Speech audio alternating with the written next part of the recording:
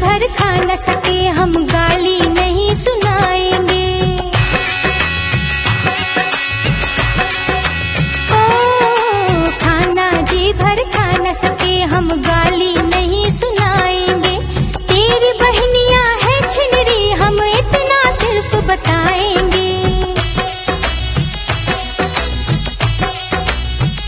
नहीं अब जाओ बिन खाए बहुत खाना बनवाए हैं।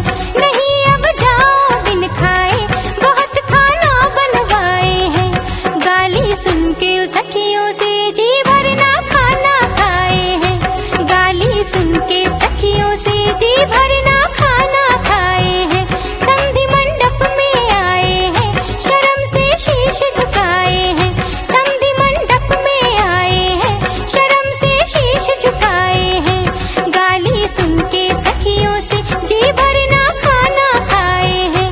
गाली सुन के सखियों से जी भरना खाना खाए हैं।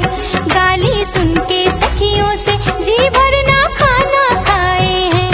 गाली सुन के सखियों से जी भरना खाना खाए हैं।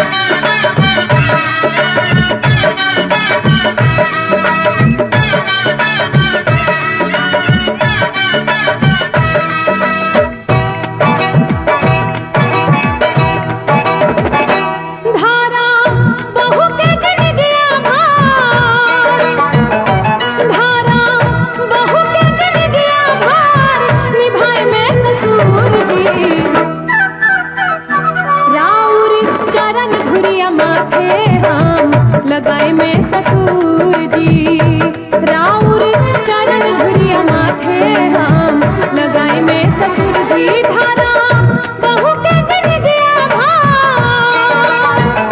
धारा बहू के जन गया भार निभाए में ससुर जी। राउर चरण धुरिया माथे हम लगाए में ससुर जी। राउर चरण धुरिया माथे हम लगाए में ससुर जी।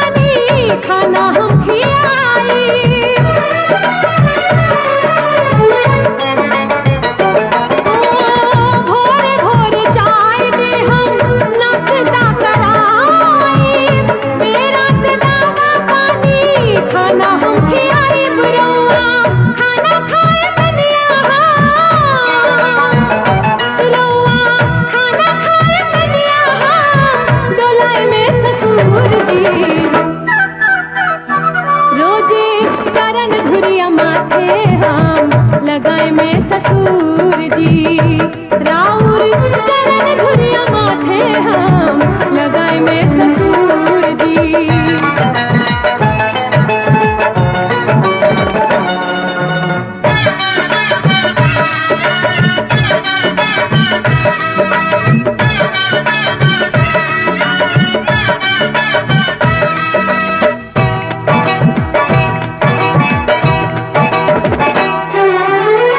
पोता देह कही बाबा